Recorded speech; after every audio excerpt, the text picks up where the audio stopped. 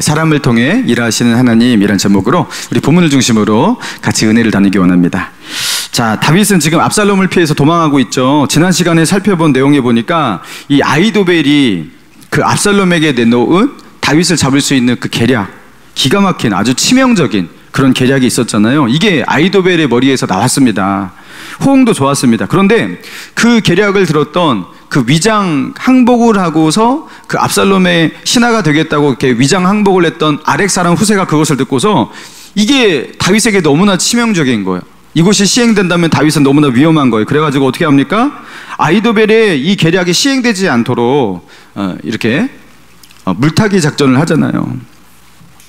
그들의 분별력을 흐리게 만드는 어떤 그 작전, 그죠? 그런 말들을 하잖아요. 다윗은 지금 함부로 건드려서 안 된다. 새끼를 빼앗긴 성난 암콩과 같다. 건드리면 큰일 난다. 이런 식으로. 자, 그러면서 뭐라고 합니까? 그렇게 하지 말고 단에서 브엘세바까지 이스라엘 전군을 끌어모아가지고 이스라엘 땅을 덮음과 같이 그들을 덮어버려야 된다. 그리고 백성들이 다 그 노끈을 가져와가지고 그들이 성에 들어가 있으면 성을 꽁꽁 묶어가지고 그죠? 강으로 끌어들여서 수장시켜서 죽이면 된다. 사람들이 많이 모이면 못할 게 없다. 그러면서 이 전술도 아니고 전략도 아닌 것을 가지고서 굉장히 멋있는 그림을 그려주면서 그들의 분별력을 그렇게 흐리게 만들었던 거죠. 그리고 압살롬 당신이 앞에 서서 이것을 해야 됩니다 하면서 이 역사의 주인공을 압살롬으로 그렇게 띄워주니까 압살롬이 혹한 거죠.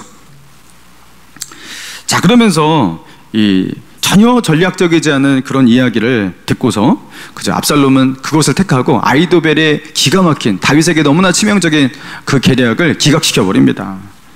자, 그러면서 이제 아히도벨은 집으로 돌아가서 죽었잖아요. 자살해서 죽었습니다. 자, 그리고 아렉 사람 후세의 제안대로 당장 싸우려고 하지 말고 병력을 끌어모아요. 자, 그러면서 압살롬은 병력을 끌어모으는데 집중을 하게 되는데 덕분에 다윗은 시간을 벌게 되었다라는 것.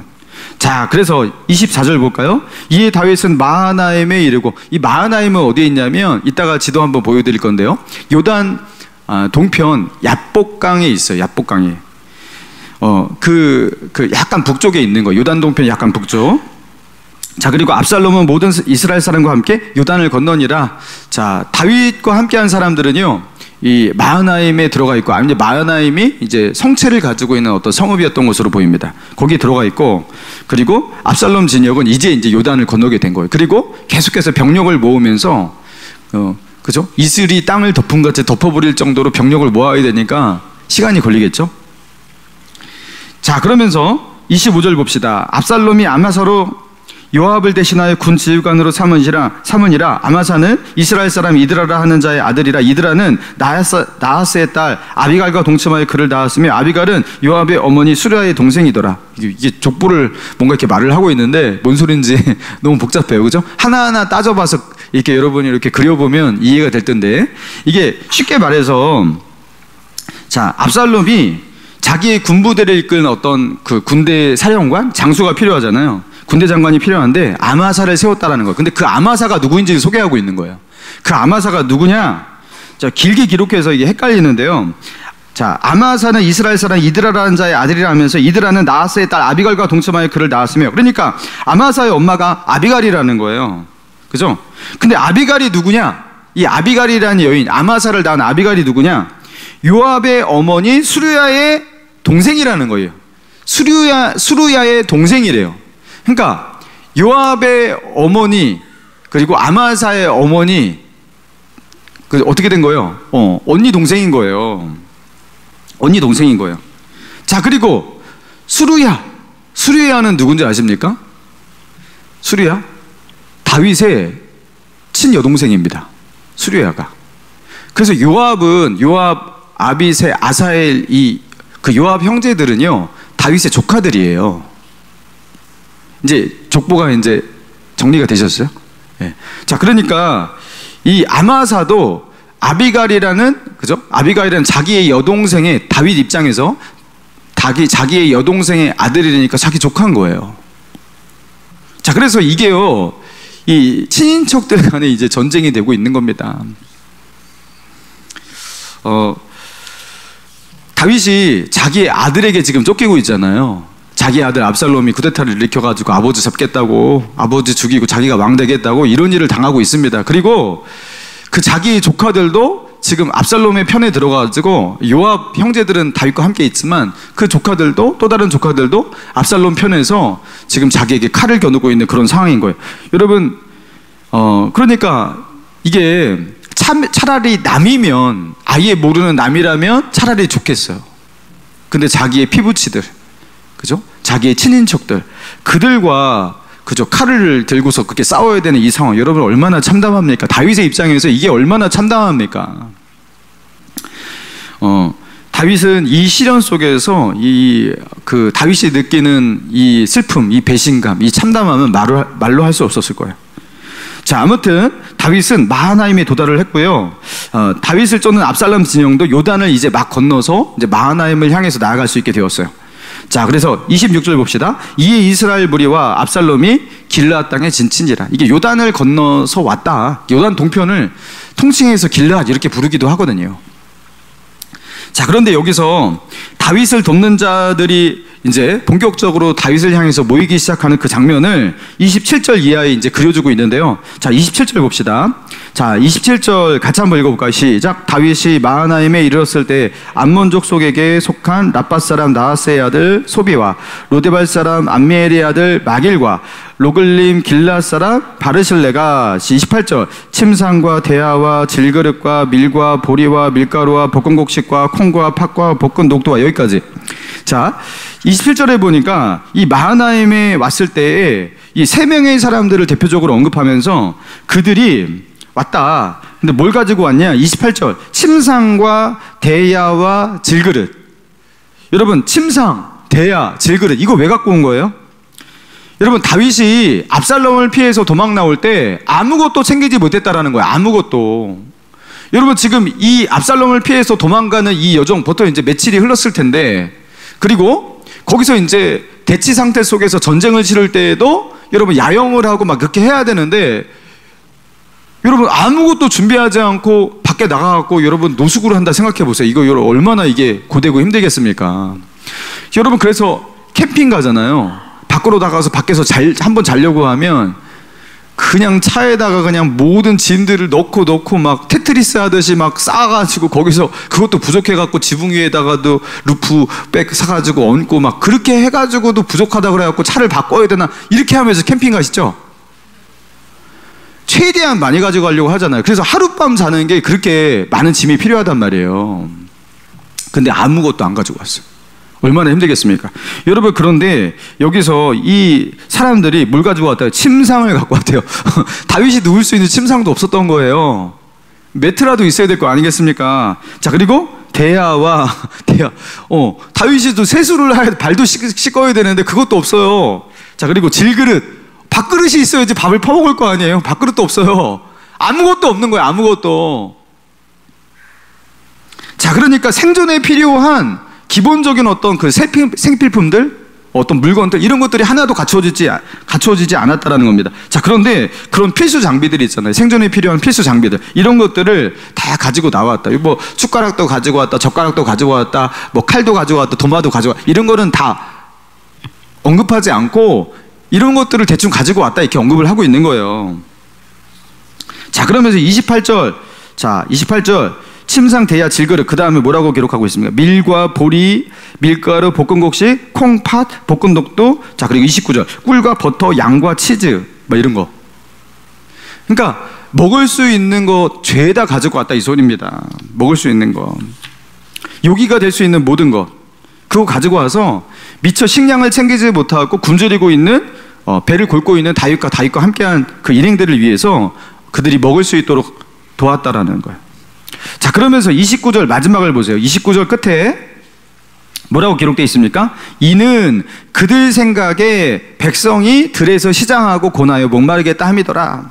여기서 그들 생각에 뭐예요? 이것들을 가지고 온 아까 말했던 그 대표적인 세 사람, 그 다윗에게 필요한 그 물품들, 그 식량들, 이런 것들을 챙겨 가지고 온 이 사람들이 어떠한 마음을 가지고 그것을 가지고 왔냐?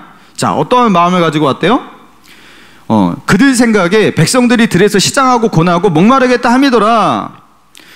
다윗과 함께한 그 사람들이 배고플 거 생각하고, 그들이 식량이 없어서 매우 피곤하고 지칠 거 생각하고, 그들이 물이 없어서 목마를 거 생각하고, 그들이 들에서 야영하면서 얼마나 그것이 괴롭고 힘들지 그걸 생각하고, 그들의 필요를 채우기 위해서, 돕기 위해서 이것들을 가지고 왔다라는 거예요.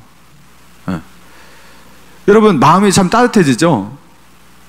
누구는 다윗을 죽이려고 이렇게 막 추격하고 있는데, 누군가는 그런 다윗에게 사랑을 베풀고 그를 돕기 위해서, 그죠? 그들이 배고프지 않을까, 목마르지 않을까, 그들이 너무나 고단하지 않을까, 이런 것들을 생각하면서 이런 것들을 챙겨 가지고 왔다라는 거예요. 자, 그러면서 이들이 어디서 온 사람들인지 기록하고 있는데, 27절 다시 한번 봅시다. 27절. 다윗이 마하나임에 이르렀을 때에 암몬족 속에게 속한 랍밧 사람 나하스. 암몬족 속에게 속한 랍밧 사람 나하스의 아들 소비까지, 여기 나하스의 아들 소비, 그러니까 이름이 소비예요. 이전에 다윗이 암몬족 속 나하스의 아들 한운과 전쟁을 벌였던 사건 여러분 기억하십니까? 예. 그 암몬족 속의 아들 나하스가 죽고, 그 암몬족 속의 나하스가 죽고 그 아들 한운이 왕이 되니까 다윗이 자기 신하 조문단을 그렇게 파견한단 말이에요. 근데 그 한운이 신하들의 말을 듣고서 다윗을 오해하잖아요. 저들이 우리를 영탐하러 왔다. 그래가지고 그들의 수염을 깎고 의복을 막 중돌복일까지 짜라가지고 아주 그냥 모멸감을 줘가지고 그들을 쫓아버리잖아요. 그러면서 암몬과의 전쟁이 일어났는데, 암몬이 다윗이 쳐들어올 것을 알고서 다윗과 이스라엘과 싸우기 위해서 어떻게 합니까? 아람 용병을 고용하잖아요. 그러면서 이스라엘과 아람과의 싸움이 됐잖아요. 그리고 이스라엘과 아람과의 대전쟁이 일어나고 난 뒤에 거기서 이제 다윗의 이스라엘이 승리하죠. 그리고 이듬해 때 다시 암몬을 그렇게 토벌하러, 그죠? 그렇게 나아가서, 그리고 암몬을 그렇게 평정을 합니다. 그러면서 그 당시 이제 한운이 왕좌에서 내려온 것으로 보입니다. 다윗이 암몬을 정복하고서. 그리고서 그 암몬의 땅을 이 소비라는 자에게 그렇게 맡긴 것으로 보여요. 이도 나하스의 아들이었어요. 그러니까 한운도 나하스의 아들이지만 소비도 나하스의 아들. 그러면서 친 다윗 정권이 암몬 족속에게 생긴 거예요. 그리고 이 암몬 족속의 새로운 정권은 다윗에 대해서 그렇게 나쁜 마음을 가지고 있지 않아요. 그래가지고 다윗이 지금 위기를 당했잖아요. 지금 다윗이 궁궐에서 내쫓겼잖아요. 쿠데타가 일어나고 이 나라는 혼란의 소용돌이 가운데 들어갔잖아요. 그런데 이 암몬 자손 이 사람들이 이곳을 기뻐하지 않습니다. 다윗을 돕기 위해 나오고 있다라는 거. 그죠? 위기에 처한 다윗을 돕고 있다라는 거예요. 그리고 또 누가 나옵니까? 로데발 사람 암미엘의 아들 마길. 여기 마길은요, 전에 등장했던 사람이에요.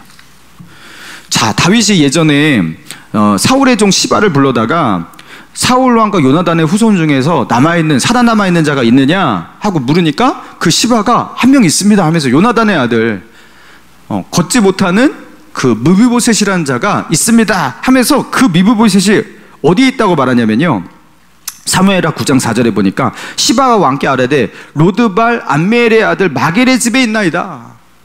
무비보셋이 요나단의 아들이 이 마길의 집에, 로드발 암미엘의 아들 마길의 집에 있나이다. 그래가지고 그 마길의 집에서 그 마길의 보호를 받으면서 그렇게 거기서 생활하고 있었던 요나단의 하나 남은 그 아들 무비보셋이 그렇게 다윗이 데려와서 자기 궁궐에서 왕자처럼 그렇게 대우했던 거예요. 그런데 그때 이 마길이, 로드발 암미엘의 아들 이 마길이 자신이 데리고 있었던 무비보셋을 그렇게 사랑하고 귀하게 여겨서 그를 데리고 와서 그렇게 챙겨주고, 자기가 그동안 후견인이었는데 왕궁에서 이제 그를 그렇게 맡아서 그를 이렇게 보호하고 그를 지키는 그런 후견인이 되는 그 다윗의 모습을 보면서 굉장히 감동했던 것으로 보여요. 그리고 다윗을 존경하는 사람이 되었어요. 그리고 이 위기의 상황 속에 마길은 또다시, 그죠? 요나단의 아들 무비보셋에게 그렇게 손길을 내밀어서 그를 거두어서 그를 지켜주었던 사람이잖아요. 근데 지금은 다윗에게 또 사랑의 손을 내밀고 있는 겁니다. 다윗이 위기를 당했는데 다윗에게 그렇게 손길을 뻗고 있는 겁니다. 자, 그리고 마지막으로 등장하는 세 번째 사람, 27절 끝에 보니까 로글림 길르앗 사람 바르실레. 로글림 길르앗 사람 바르실레. 이 바르실레는 여기 처음 등장하는 사람입니다. 자, 그런데 이 바르실레가 나중에 다윗이 이 위기 상황이 다 정리가 되고 이제 예루살렘으로 이제 황궁하게 되었을 때, 이제 요단강을 건너서 다시 예루살렘으로 복귀해서 이제 왕좌에 앉게 되는 그런 상황인데, 그때 다윗이 바르실레에게 말을 해요. 나와 함께 같이 가자. 내가 당신을 봉양할 것이다. 그러니까 바르실레가 나이가 굉장히 많았는데, 당신의 남은 여생 내가 극진히 당신을 모시겠습니다. 왜냐하면 이 바르실레가 이 마하나임에서 이렇게, 그죠? 다윗이 그 어려운 상황 가운데 있을 때 바르실레가 굉장히 다윗을 많이 도왔던 거예요. 자기의 전 재산을 들여서 그렇게 다윗을 먹이고 다윗과 함께한 사람들에게 식량을 공급하고 그렇게 공개했던 것으로 보입니다. 그래서 다윗이 그렇게 바르실레에게 내가 당신을 이제 책임지겠습니다, 이렇게 말을 했던 사람이 바르실레예요. 나중에 또 나오죠. 자, 그래서 이 세 명의 사람들을 대표적으로 언급을 하고 있는데, 자, 이 사람들이 어디서 왔는지 지도를 한번 보겠습니다. 지도 한번 보여줄까요? 네. 자, 포인터도 준비했죠. 자, 여기가 예루살렘이에요. 여기 사해바다. 자, 여기가 이제 여리고 지나면 이제 요단강이 바로 있잖아요. 여기 건넌 거예요, 여기를. 여기 다윗도 건너고 압살롬도 건너가가지고 이렇게 왔던 겁니다. 자, 그리고 자, 마하나임까지, 여기서 여기까지가 30km 정도 됐거든요. 그러니까 여기서 여기까지는 40-50km 이상 되겠죠? 마하나임까지. 그러니까 다윗의 피난길이, 마하나임까지 가는 피난길이 약 80-90km, 100km 가까이 되는 거예요. 네, 여기까지. 자, 이 마하나임, 여기 야복강이 있죠? 여러분, 야복강 하면 누가 생각나요? 야곱 생각나죠? 야곱. 자, 여기 왔던 거예요. 그리고 그 사울의 군대는 이제 여기서 이제 진을 친 것으로 보입니다. 여기서. 자, 그래서 이제 싸울 준비를 하게 되는 거예요.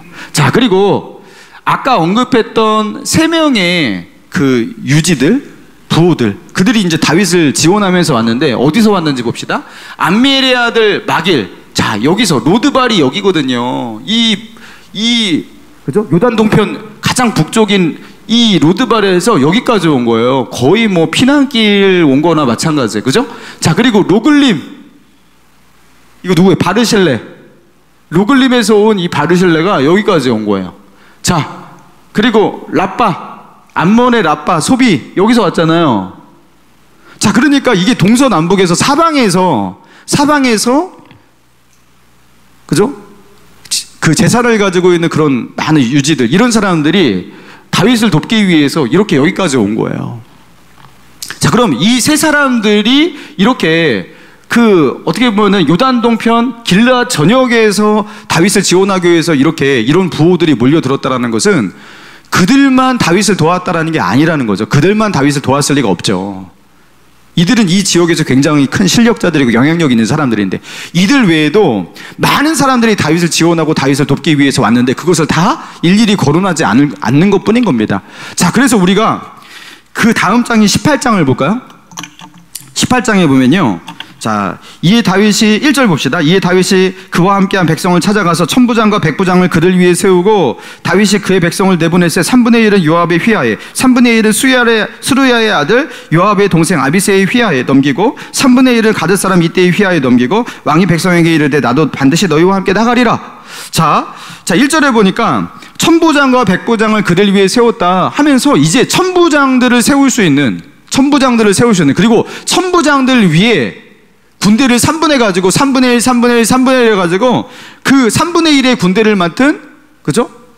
요압 장군, 그 다음에 아비새 장군, 그리고 여기서 이제 그 역사에 본격적으로 어떤 그 다윗의 신하로 이제 등장하게 되는 누구예요? 가드 사람 이때. 가드 사람 이때는 다윗에게 그 망명 온 지 얼마 안 됐는데, 여러분, 가드 사람 이때가 굳이 다윗을 따라서 피난길에 오를 이유가 없는데, 그죠? 마치 룻이 나오미에게 내가 당신을 떠나면 내가 여호와께 벌을 받을 것입니다, 이렇게 말을 하듯이, 그죠? 가드 사람 이때가 다윗을 그렇게 따르잖아요. 자, 이 가드 사람 이때가 여기서 이제 다윗과 함께하는 다윗의 어떤, 그죠? 다윗의 군대를 이끄는 귀한 어떤 신하가 되는 겁니다.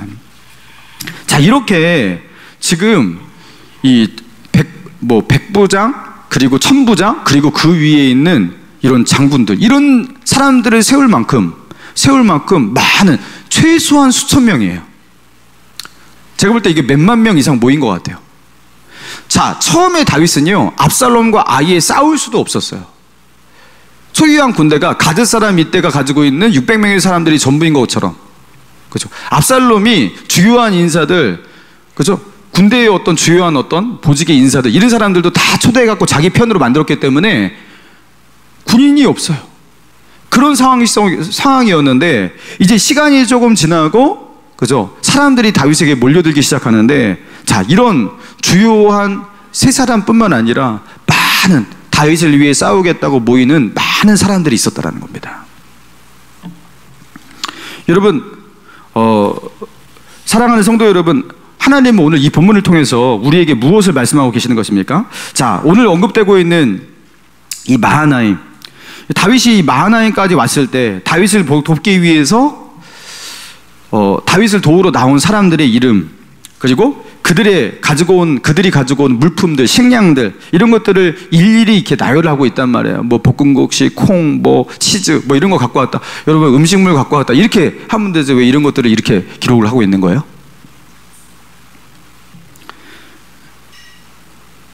왜 이렇게 기록을 하고 있는 거예요?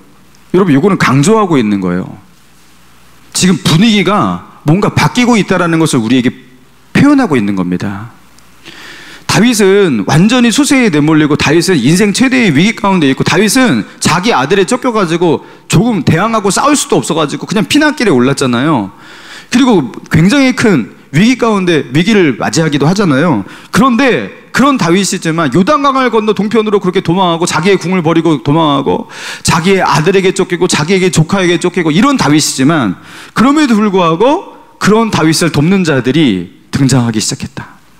그리고 그런 다윗을 돕기 위해서 사람들이 이것저것을 챙겨 가져오기 시작했다. 그리고 배를 곪고 있고 목이 마른 그 다윗에게 식량이 생기기 시작했다. 이렇게 표현을 하고 있는 거예요.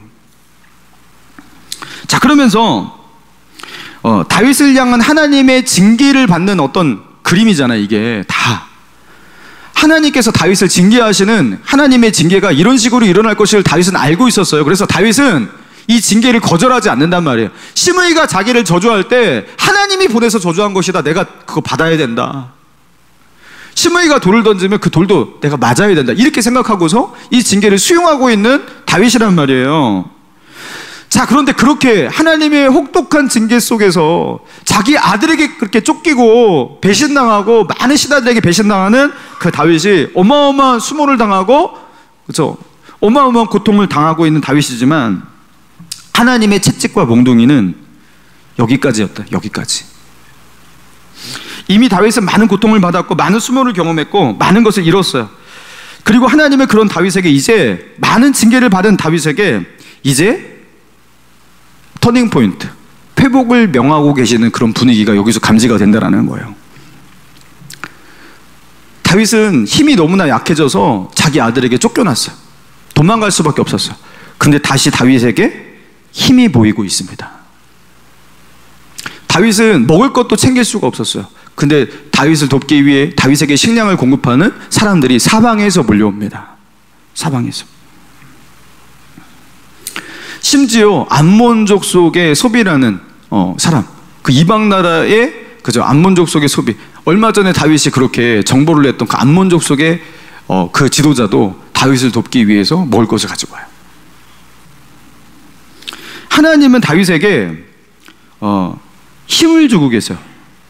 하나님은 다윗을 회복시키려고 하고 계세요. 자, 무엇을 통해서? 어떤 통로를 통해서? 하나님은 무엇을 통해서 다윗에게 긍휼을 베풀고 계십니까? 하늘에서 식량이 떨어지나요? 하늘에서? 천사들이 하늘에서 내려와가지고 다윗을 돕기 위해서 천사들이 칼을 들고 싸우고 있나요? 여러분, 하나님은 다윗에게 무엇을 통해서 다윗에게 긍휼을 베푸시고 다윗에게 힘을 주시고 계시냐?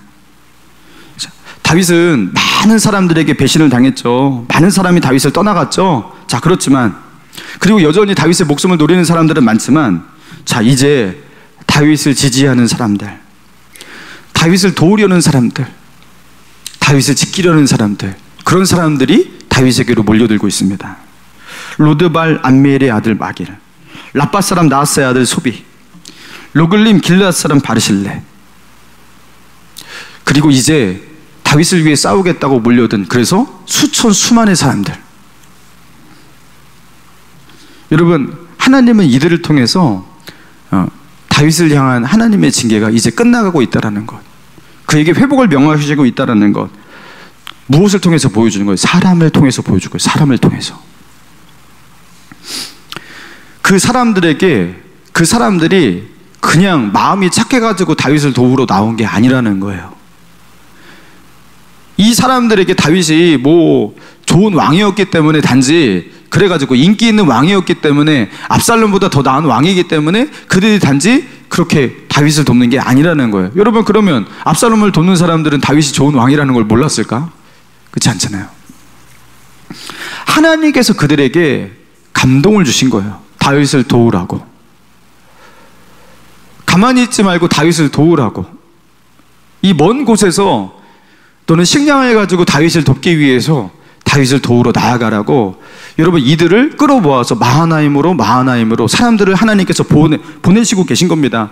그래서 병력이 거의 없다시피 했던 다윗인데 이제는요, 많은 병력을 소유하게 되었고, 그리고 그들 가운데 3분의 1 나눠날 만큼 여러분 그런 군대가 형성이 되었다라는 거예요.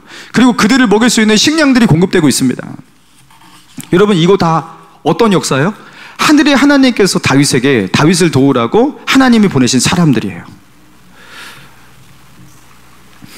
여러분, 다윗이 이스라엘 나라를 잘 통치하고 있는데 어느 날 이렇게 배신자들이 생긴 거 아니겠습니까? 다윗의 친구들도, 왕궁에서 다윗과 함께 했던 다윗의 모사 아히도벨도 다윗을 배신하잖아요. 다윗의 아들도 배신하는데요. 자, 그랬던 사람들이 이제는요, 그렇게 힘을 잃어버린 그 다윗을 돕겠다고 이렇게 몰려듭니다. 다윗은 이때 알았을 거예요. 하나님께서 나를 돌보고 계시는구나. 하나님께서 나를 긍휼히 여기시고 계시는구나. 하나님이 나를 불쌍히 여기사 이 사람들을 보내셨구나. 여러분, 이 마하나임은 아까 언급했듯이 야곱이 에서를 두려워하면서 자기의 떼를 둘로 나눠가지고 먼저 한 떼를 보내고, 그리고 레아로 라헬을 중심으로 이렇게 레아를 중심으로 한 떼를 보내고, 라헬을 중심으로 한 떼를 보내고, 한 떼를 치면 한 떼는 내가 도망가리라, 이런 계획을 세우면서 차마 자기는 그 야복강을 건너지 못하잖아요. 에서를 두려워해가지고. 그러면서 그 밤을 지새우면서, 그 강을 건너지 못하고 그 밤을 지새우면서 하나님 앞에 그렇게 기도를 하고 천사와 씨름했던 그 장소가, 그 야복강 나루터가 마하나임이 된 거예요. 야곱의 인생이 가장 절체절명의 그 위기 가운데 있었던 야곱의 인생이, 그죠? 그 급격한 회복으로, 그 에서와 원수를 지으면 죽는 거 아니겠습니까? 20년이 지나도 에서는 야곱을 죽이려고 하는 거예요. 여러분, 그런 야곱이었는데 야곱의 인생을 극적으로 바뀌게 만드는 그곳이 이제 마하나임이었거든요. 하나님이 그 마하나임에서, 야복강 나루터에서 야곱의 이름을 이스라엘로 바꿔주십니다. 그의 인생이, 야곱의 인생이 마하나임에서 바뀌었거든요. 여러분, 다윗의 인생도 여기서 전환이 됩니다. 다윗이 너무나 큰 죄를 지었었잖아요. 다윗이 절대로 지어서는 안 되는 너무나 큰 죄를 지었습니다. 그리고 그 죄에 대해서 하나님의 징계가 너무나 커요.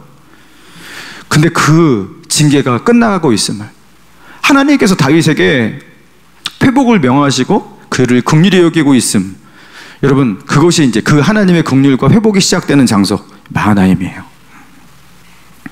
그리고 그 하나님의 긍휼, 하나님의 회복, 하나님께서 다윗에게 힘주시는 하나님의 역사가 누구를 통해서 일어나고 있다? 사람을 통해서. 하나님은 사람을 다윗에게 보내십니다. 사랑하는 성도 여러분, 우리는 잘 모를 때가 있어요. 하나님은 사람을 통해서 일하신다는 거, 여러분, 이거를 잘 모를 때가 있어요.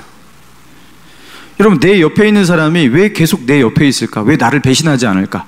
여러분, 그거 하나님께서 내 옆에 있으라고 그 사람의 마음을 붙들어주고 계시니까 배신하지 않고 내 옆에 있는 거예요. 하나님께서 배신자의 마음을 주시면 다 배신하고 떠나간다니까요. 안 그럴 것 같아요? 여러분, 나를 지지해주고 나를 격려하고 나를 사랑하고 나를 좋게 보아주는 그 사람들, 여러분, 그 사람들이 내 옆에 왜 있고 나를 지지하고 나를 격려하고 나를 위해 기도하고 이 사람들이 왜 있을까? 여러분, 그 사람들이 그냥 있는 게 아니라는 거예요. 하나님께서 내게 보내신 사람들인 겁니다. 할렐루야. 하나님께서 나를 도우라고 하나님께서 그렇게 보내신 사람들이에요. 여러분, 하나님의 도움과 하나님의 긍휼, 하나님의 사랑, 하나님의 힘주심이 사람을 통해서 일어난다는 거예요. 여러분, 교회에서 우리 곁에 있는 믿음의 동역자들, 여러분, 이거 하나님이 보내신 사람들입니다. 우리가 그래서 같이 하나님을 예배하고 있는 거예요. 너는 저와 함께 같이 예배하라. 제가 혼자 예배하면 너무 쓸쓸하고 너무 외롭고 너무 힘이 없으니까 그의 손을 붙잡아주고 그와 함께 예배하라. 그와 같이 기도하라. 그를 위해서 기도해줘. 그의 손을 붙잡아줘. 여러분, 하나님께서 그들에게 그런 마음을 주셨고 그래서 우리 옆에 앉아 있는 거예요. 근데 얼굴도 못생긴 나를 불쌍하게 여기고 있는 거예요. 그죠? 그런 겁니다. 내 곁에 있고 나를 돕고 있고, 그렇죠? 나를 격려하고 있고 나를 좋게 봐주고 있고, 안 좋게 보아도 그죠? 다시 회개하고 나를 좋게 봐주고 있고. 여러분, 룻기서에 보면요, 남편과 아들 둘을 잃고서 이제 완전히 미망인이 된 그 나오미가 고국 베들레헴으로 돌아오려고 하잖아요. 그 모압 땅에서. 자, 그런데 그 철양 맞은 그 나오미, 그 두 며느리가 그 철양 맞은 그 나오미를 따라가겠다고 해요. 근데 나오미가 말합니다. 너희가 나와 함께 갈 이유가 무엇이냐? 너희에게 아이가 있느냐? 남편이 있느냐? 근데 너희는 여기 너희의 민족인 모압 땅에 남아서 여기서 다시 새 출발해라. 다시 여기서 시집가고 행복하게 살아라. 그게 맞죠. 아직 너무나 젊은 나이고 뭐 아이를 낳은 것도 아니고 여기서 새 출발하면 돼. 친정으로 돌아가면 끝이에요. 그래서 동서 오르바는 돌아갔어요. 바로 돌아갔어요. 그래갖고 오르바가 갔으니까 너도 가라. 룻에게 나오미가 말한단 말이에요. 근데 나오미가 룻이 뭐라고 말합니까? 어머니가 가시는 곳에 나도 가겠고, 어머니가 머무는 곳에 나도 머물겠고, 어머니의 백성이 나의 백성이 될 것이고, 어머니의 하나님이 나의 하나님이 될 것입니다. 내가 죽어서 내가 땅에 묻혀서 어머니를 떠나는 거 외에 어머니를 떠나면 하나님께서 나에게 벌을 내리셔야 됩니다. 이러면서 나 어머니와 함께 죽겠습니다 하면서 이 며느리가 사실 그냥 헤어지기만 하면 남남인 어머니인데, 시어머니인데 그 어머니를 그렇게 붙쫓았단 말이에요.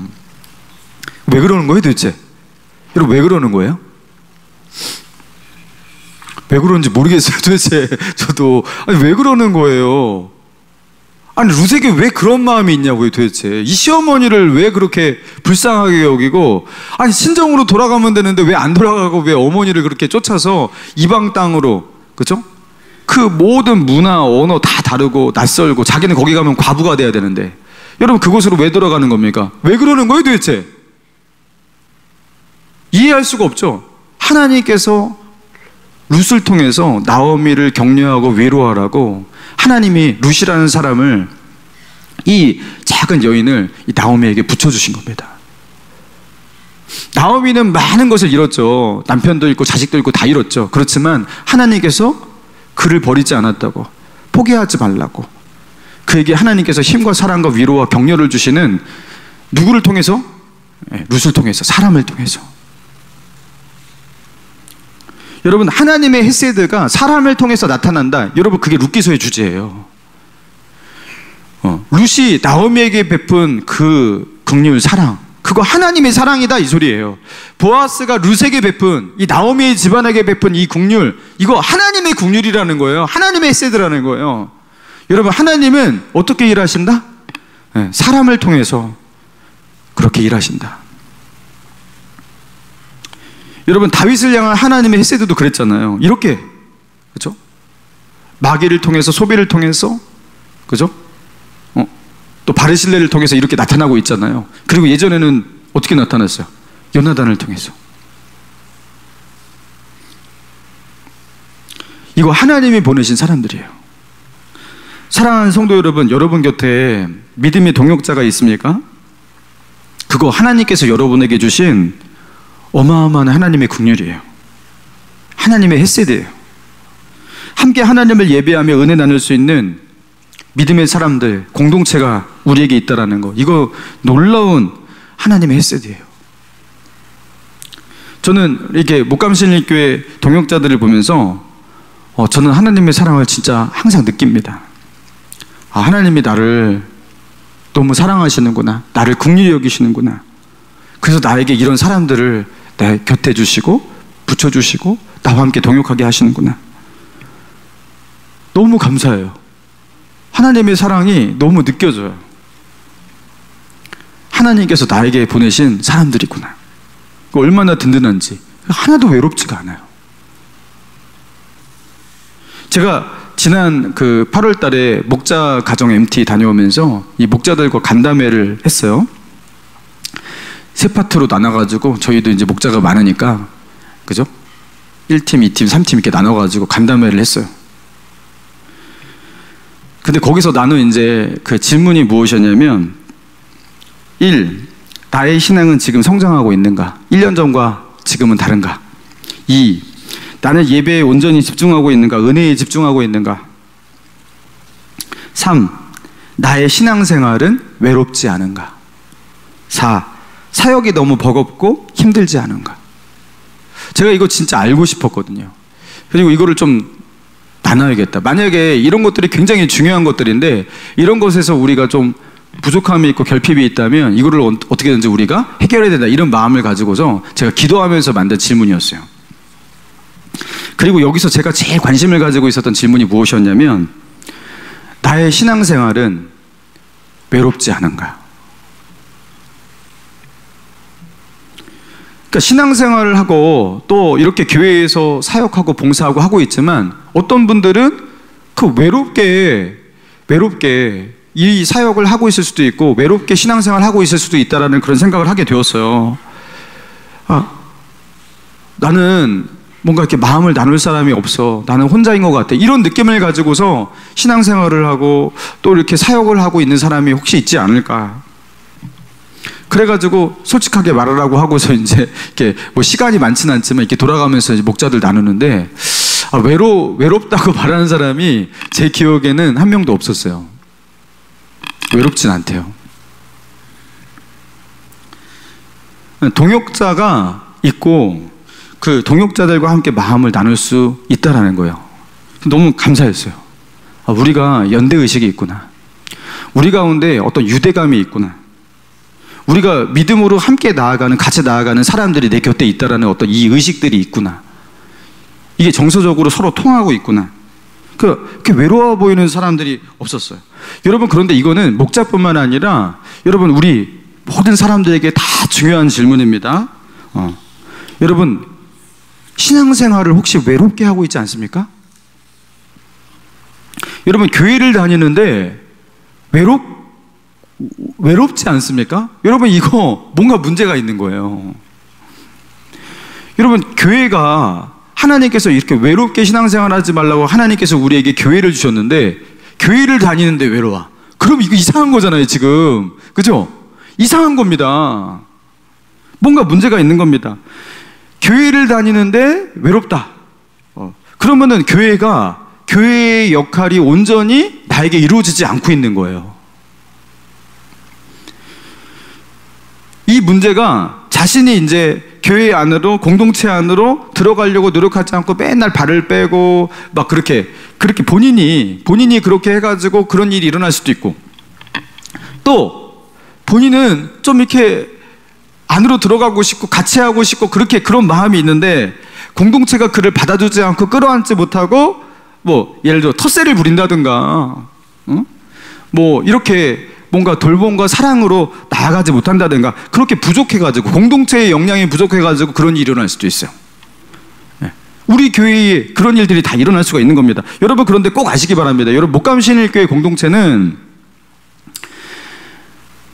예수 그리스도 안에서 형제 자매, 그 예수님의 피로 하나 된, 여러분, 우리가 성찬식 때 주님의 살과 피를 우리가 여기 나누잖아요. 한 사발에다가 이렇게 동걸 하나씩 나누잖아요. 그게 뭐냐면 우리는 주님의 몸을 같이 먹고 같이 피를 나눈 주님 안에서 형제 자매입니다라는 고백이에요.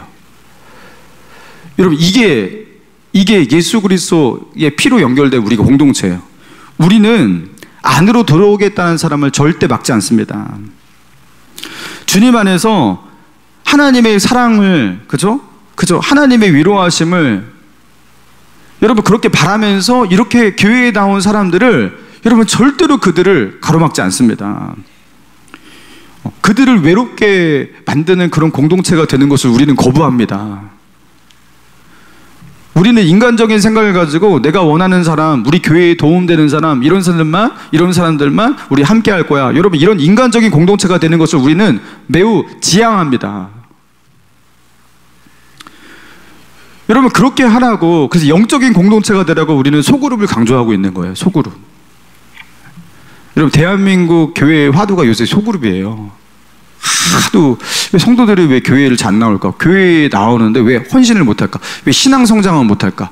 왜 이들이 교회를 다니는데 자기 교회라는 느낌이 안 들까? 이런 모든 것들의 어떤 근본적인 문제를 어디서 다 발견을 하냐면 소그룹. 교회들이 소그룹이 안 되고 있거든요.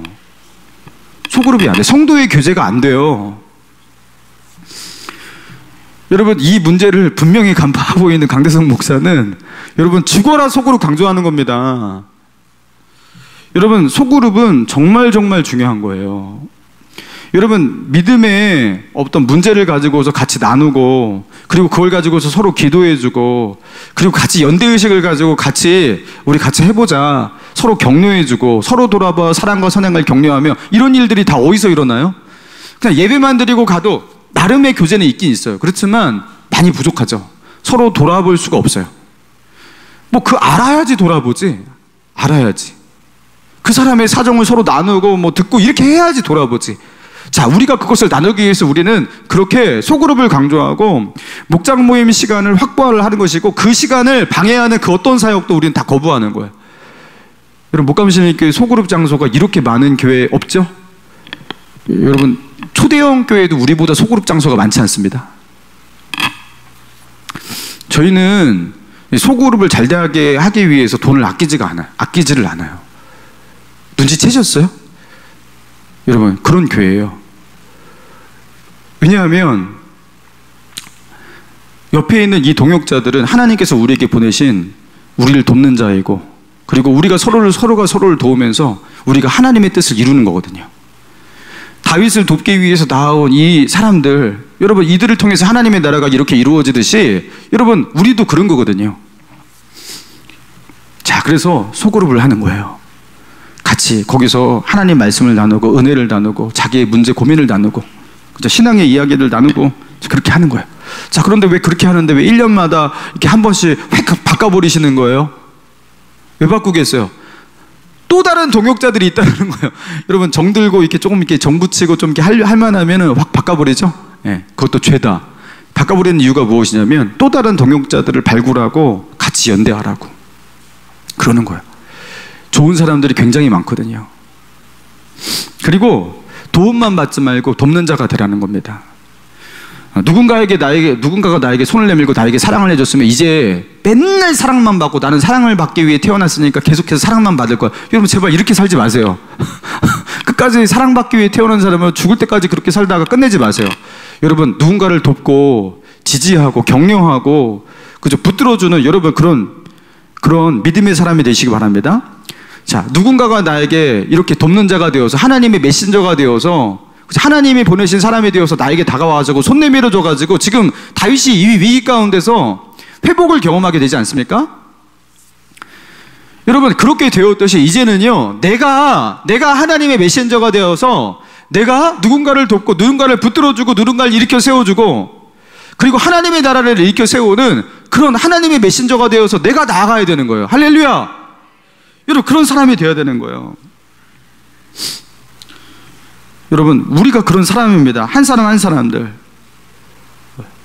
그래서 여러분 그 옆에 있는 사람들 너무나 귀합니다. 그 사람이 신앙이 연약해도 귀하고, 신앙이 탄탄하고 견고해도 되게 귀해요. 소그룹은 믿음 좋은 사람들, 그냥 성령 충만한 사람들 죄다 모여있으면 소그룹이 풍성해지는 게 아니에요. 소그룹은 그 속에서 끌어주고 붙잡아주고 밀어주고, 신앙적으로도 이렇게 골고루 포진되어 있어야지 아름다운 소그룹이 만들어지거든요. 그리고 때로는 누군가를 위해서 짐을 지기도 하고, 그래야지 내 신앙이 성장을 합니다. 짐을 지지 않는 자, 십자가를 지지 않는 자, 끝까지 신앙 성장하지 못해요. 여러분, 그래서 대형교회를 중심으로, 대형교회가 꼭 나쁜 건 아니지만 대형교회를 중심으로 왜 자꾸 이렇게 썬데이 크리스찬, 무리만 크리스찬 이런 사람들이 양산되냐면, 그런 곳에서 익명성 속에서 자기에게 어떠한 십자가도 어떠한 책임도 지지 않고 신앙생활을 하고 자기는 예배 드립니다 하면서 이런 사람들이 생기는 거예요. 심지어 예배 자리도 나오지도 않아요. 온라인 예배 드린다고. 하나도 신앙이 성장하지 못하죠. 그냥 죽을 때까지 아이인 거예요, 아이. 집에 있는 아이가, 그죠? 평생 그냥, 그죠? 먹고 자고, 그죠? 밥 먹고 또 배고프다고 하고 똥 싸고 막 이런 것만 하면 신앙, 성장을 해요? 아니죠. 어느 순간에는 자기 방 정리할 줄도 알고, 엄마 아빠가 바꾸면 빨래도 갤 줄도 알고, 이러면서 그 아이가 성장을 하잖아요. 짐을 지우지 않으면, 짐이 없으면 성장을 못 하는 겁니다. 여러분, 그래서 우리에게 소그룹이 필요한 거예요. 때로는 부담되는 사람도 필요한 거예요. 부담되는 사람도. 여러분, 우리는 누군가에게 메신저가 되어야 되는 거예요. 하나님이 보내신 사람이 되어야 되는 겁니다. 옆에 있는 사람들을 한번 또 이렇게 보십시다.